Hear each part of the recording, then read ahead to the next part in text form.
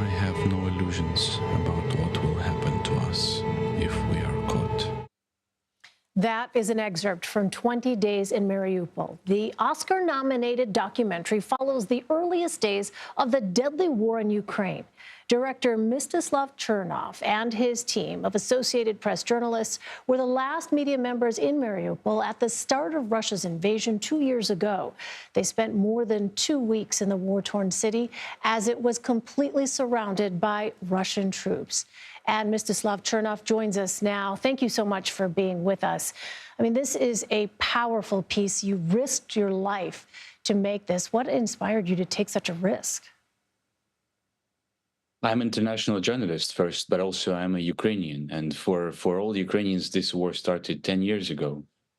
And 2 years ago, when Russia was preparing for full-scale invasion, we felt that this is such an important moment in history, and we have to do everything to keep telling the story of our country. And when we were trapped in Mariupol already after the siege started, after everyone was cut off from the rest of the world, people kept coming to us and kept saying, please keep filming, please show this to the world. So logically, we did everything possible to do that, to continue working. It's incredible to watch. Parts of this film are difficult to watch, like the child rushing for help for his injured pregnant mother. Why are moments like this so important for the world to see? It was already urgent and important in the very beginning of the invasion because Russia kept saying they're not targeting civilians, and it was clearly not true. And that's what we saw, and that's what we wanted to show.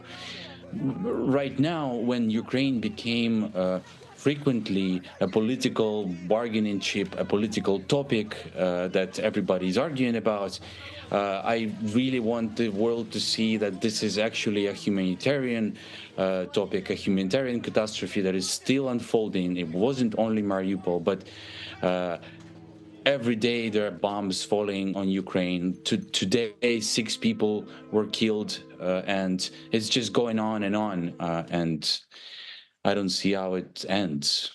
Well, according to Human Rights Watch, more than 500,000 people lived in Mariupol before it was taken by Russia. More than 10,000 are believed to have died between March of 2022 and February of 2023. What do you want the world to know about the city? Look, this is, I think 10,000, unfortunately, is a number that's likely less than reality. Official numbers are 25,000, but again, that feels also like not the real one. There are about 40,000 graves on the outskirts of Mariupol, and traces of these possible war crimes are being erased. And look, and people who were defenders of Mariupol, they're still in jail, and Ukrainian children are being re-educated to be Russians, which is the war crime. And so it's just important that the world remembers that this is not something that happened in the past and is over. This is an unfolding story, and it's a very urgent story. So recording these images and capturing these images was incredibly risky. And then getting that footage out, incredibly risky as well. Tell us about that process of leaving Mariupol after the 20 days. How were you able to get out? Yeah, it is risky, but we have to understand the reason why. Because in a world where information became a weapon for some countries, journalists are targets, and people with cameras, not only us, but everyone who has a camera is a target right now. The truth is the target. But that's why getting the original files out of the city was so important, not only reporting. And that was incredibly difficult. We had to get through 100 kilometers of occupied territory, and just by miracle, because these were the first days of a chaotic humanitarian corridor that was opened, we were able to escape. And that was just luck, because the next days the checks were much more thorough, and the chance of being caught was much higher. Incredible. Well, your work has already garnered a BAFTA. What would an Oscar win mean for you and for the people of Ukraine? Uh, all films that are competing right now for Oscars, documentaries and feature films are all important. They're all touching important issues about humanity, and they all equally deserve attention.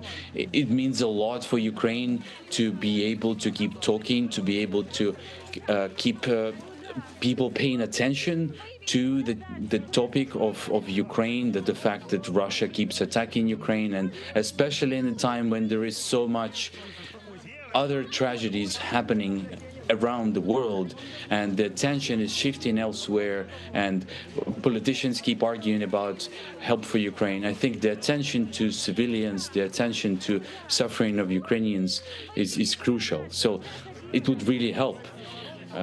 It would really help to keep that attention to the urgency of the matter. And for you personally as a Ukrainian, what would that mean? I think my wish as a Ukrainian for this war to stop, for the invasion to stop, and this is something that every Ukrainian will tell you. Everyone just wants peace, and everyone wants to come back to their homes, which were occupied or destroyed, and just restore their lives. So every single thing we do, which gets us closer to that goal, is necessary, I guess. And yeah, as every Ukrainian, I just want peace. I just want this all to end. I wish never do war documentaries anymore, honestly. Well, certainly you're continuing to shine the spotlight on the truth, as you say, that is under target itself with your powerful work. Mstyslav Chernov, thank you so much for being with us. Thank you. Thank you.